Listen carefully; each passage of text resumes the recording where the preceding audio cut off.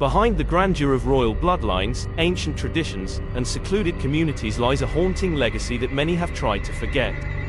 Inbreeding, the practice of marrying or breeding within a closed group, has left a permanent mark on human history, one that's both fascinating and disturbing.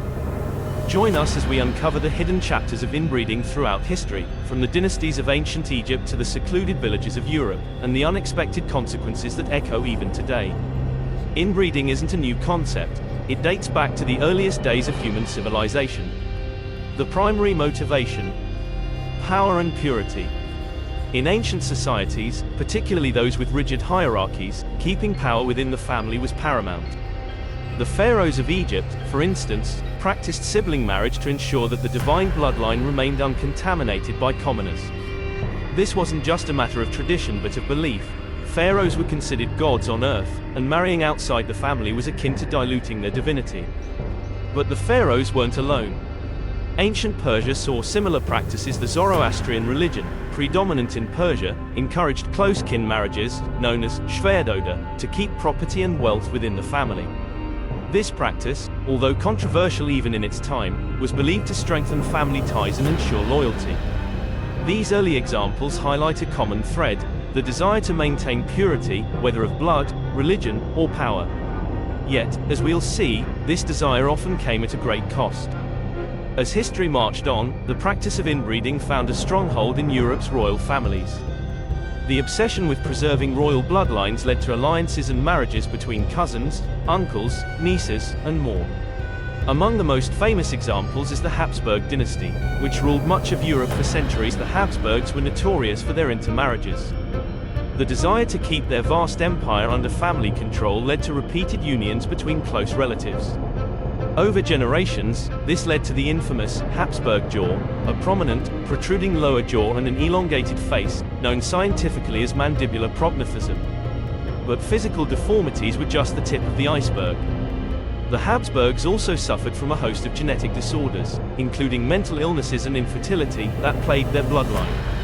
The tragic case of Charles II of Spain, the last Habsburg ruler of Spain, serves as a grim reminder of the dangers of inbreeding. Born into a family tree that resembled more of a web, Charles was physically and mentally disabled, unable to produce an heir, and suffered from numerous health issues. His death marked the end of the Habsburg reign in Spain, a dynasty brought down not by war or rebellion but by the genetic consequences of inbreeding. While royal families practiced inbreeding to maintain power, isolated communities often had little choice in the matter. Geography and social barriers created small, insular communities where marriage outside the group was nearly impossible. These isolated populations, whether in remote mountain villages or secluded islands, often fell victim to the same genetic pitfalls as Europe's royals. In the Appalachian region of the United States, for example, a combination of geographical isolation and social factors led to a high degree of inbreeding in some communities. Over generations, this resulted in a prevalence of genetic disorders, such as blue baby syndrome, where children were born with a bluish skin tone due to a lack of oxygen in their blood. Similarly, in the small town of Springdale, Newfoundland, Canada, a rare genetic condition known as Newfoundland syndrome was discovered in the 20th century. This condition, characterized by severe intellectual disability and motor dysfunction, was traced back to the high levels of inbreeding within the community over several generations. These examples from isolated communities highlight the unintended consequences of inbreeding, where the lack of genetic diversity led to a higher risk of hereditary diseases and disorders. The British royal family, like many European dynasties, also grappled with the consequences of inbreeding. Queen Victoria, often referred to as the grandmother of Europe, had 9 children who married into various European royal families. However, her legacy was marred by the spread of haemophilia, a blood disorder that prevents clotting, among her descendants. Haemophilia, which became known as the royal disease, was passed down through Victoria's genes. Her son Leopold suffered from the disorder, and several of her grandsons, including the last Tsar of Russia, Nicholas II's son, Alexei, were afflicted by it. The spread of this disease across Europe's royal families underscored the dangers of a limited gene pool, even among the most powerful. The British royal family eventually recognized the risks associated with close kin marriages and began to marry outside of their immediate family circle. This shift helped mitigate the spread of genetic disorders, but the scars of inbreeding remained a part of their history. As our understanding of genetics advanced in the 19th and 20th centuries, the dangers of inbreeding became increasingly clear. Scientists like Gregor Mendel laid the groundwork for modern genetics, revealing how traits are inherited and how inbreeding can lead to the expression of harmful recessive genes. With the advent of genetic testing and modern medicine, the risks associated with inbreeding are now well documented. Today, in most parts of the world, laws and social norms discourage close kin marriages to prevent the birth of children with genetic disorders. But the legacy of inbreeding isn't entirely in the past. In some parts of the world, cultural and religious practices still encourage marriages within the family, despite the known risks. In Pakistan, for example, the tradition of cousin marriages remains prevalent, leading to higher rates of inherited disorders like thalassemia and cystic fibrosis.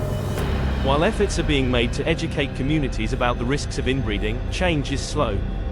The balance between tradition and modern science is delicate, and for many, the cultural significance of family ties still outweighs the potential genetic consequences. As we move further into the 21st century, the ethics of inbreeding and genetic manipulation continue to be hotly debated. With advancements in technology, such as CRISPR and gene editing, the possibility of eliminating genetic disorders raises new questions. Should we interfere with nature, or should we let genetic diversity take its course? Some argue that in the future, genetic engineering could allow for the safe continuation of traditions that involve close kin marriages, by eliminating the risk of hereditary diseases.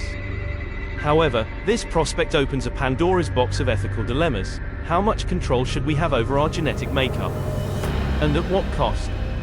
The history of inbreeding serves as a powerful reminder of the delicate balance between tradition, power, and science. As we forge ahead, it's crucial to remember the lessons of the past, ensuring that the quest for purity or power doesn't lead us down the same path again. Inbreeding, once seen as a way to preserve power and purity, has left a complex and often tragic legacy.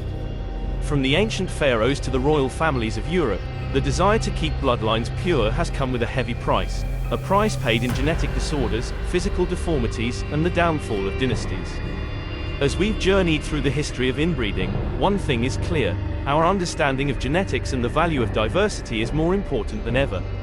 In a world that's more connected than at any point in history, embracing genetic diversity isn't just about avoiding the mistakes of the past, it's about building a healthier, more resilient future. Thank you for watching. Don't forget to like, share, and subscribe for more historical deep dives.